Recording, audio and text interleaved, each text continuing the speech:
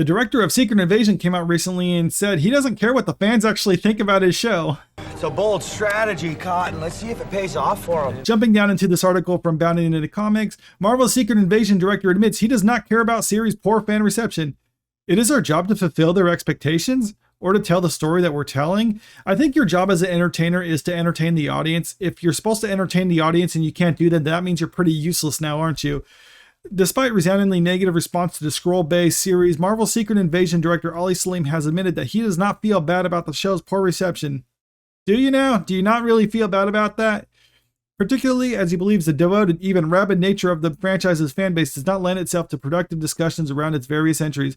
There's a lot of people who are given negative criticism about this show who have legitimate criticism about the show. Are there some rabid people who are just going to complain about it and not actually offer anything constructive? Yes, but there is a lot of legitimate criticism about this. Like the whole plot of it doesn't make much sense. I mean, the whole bastardization of Nick Fury's character and things like that. I mean, he doesn't have any character arcs. He starts off kind of like depressed and miserable, and he kind of ends the whole season depressed and miserable. So nothing really changed. I mean, that's just poor writing right there.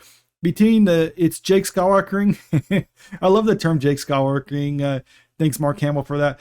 Samuel L. Jackson's Nick Fury, its introduction of Emilia Clarke's Gaia as the literal strongest MCU hero ever. Yeah, and that's another thing about this. I mean, having her get all the powers of every character ever, or at least at the Battle of Earth at the end of Endgame, that's a pretty cringe thing to do. I mean, that's something you would see a child write. Like, this person gets the powers of everyone.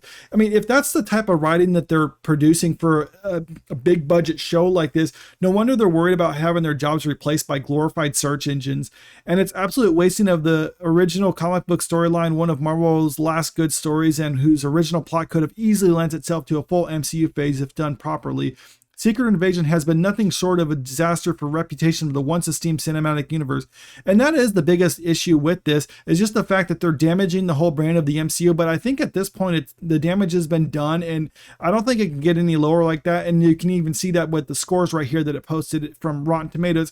And I actually jumped into Rotten Tomatoes, and this is the score they have for the final episode of that season. And that's the one that was pretty much like, some people were sort of hanging on to the show until the very end, and then it just completely fumbled the ending. And I think the whole giving her all the powers thing is the biggest disappointment. Then a lot of people have issues with how they're dealing with Rhodey. I mean, just ruining his character. And I mean, just the fact that they're saying like he's been replaced by a Skrull this whole time for like, I don't know however many years it's been going on since the events of Civil War. I mean, that's ridiculous right there. And it's one of the things that they're either have to retcon it to make that fit, and they're probably going to have to retcon it to remove that, because it is just the worst thing to happen. And if you jump down into the actual interview, some of the quotes that he says, with all due respect, he explained, "For me, I view the storytelling work I do as a dialogue with the audience." It doesn't sound like it. It sounds like you just rather not listen to the audience. You just want to have the dialogue where you just say what your piece and then everyone else shuts up. When the show is finished and I put on up on the screen, that's my half of the dialogue, and the audience then starts their half of the response to it. I think that's valuable, but I don't know how to answer the question. Maybe you can answer it by explaining yourself, like, why did you actually make the decisions that you did? Because so far we're not really hearing a whole lot about it. Like, why did they do this? I mean, it seems like they're just trying to ignore the big elephant in the room with the fact that this show completely failed and no one likes it. I don't feel bad about mixed reviews, Salim then posited. Yeah, but these aren't mixed reviews. These are just universally bad reviews for you. So it's not really the same thing. If you had unanimously good reviews, every movie would gross $10 trillion, right? No, a movie or a show could get universal praise from everyone. That doesn't mean it's going to get all the money right there. Look at Breaking Bad. It didn't make $10 trillion. I mean, okay, that's a TV show, but look at other Marvel movies. Look at the first Avengers. Did that make that much money? No, there was actually other Marvel movies that made more money than the first Avengers, but still, that was universally loved by both critics and audiences. So what's wrong with your show? I mean, do you really expect that's what happens? Projects resonate with different people at different times for different reasons, and Marvel has a very devoted, even rabid fan base who have expectations, and when their expectations are fulfilled, they move to in the other direction. Yeah, so you probably should care about what Marvel fans think if they're going to abandon your projects if you don't fulfill their expectations. And it's not even so much as you don't give people exactly what they anticipated happening. You can subvert their expectations in certain manners. You just have to make the deviation satisfying to the audience, and what they're doing here isn't satisfying to anyone.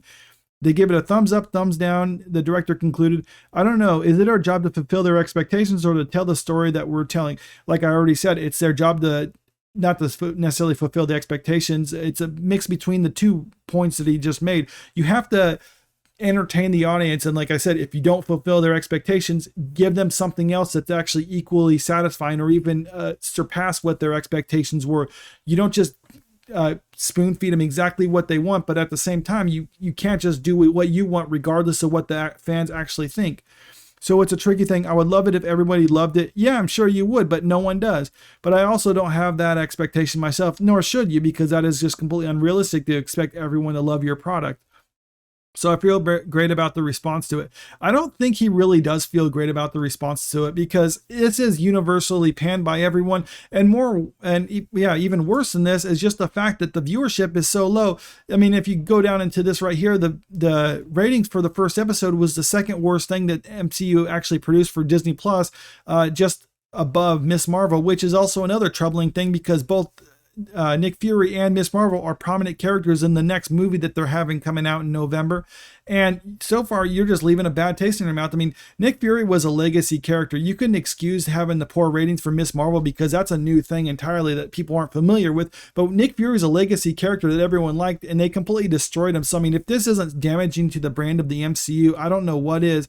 And is this going to hurt the MCU as a whole? Probably. I mean, I don't think it's definitely going to help because people who are starting to get turned off by it are definitely not going to be wanting to come back after this.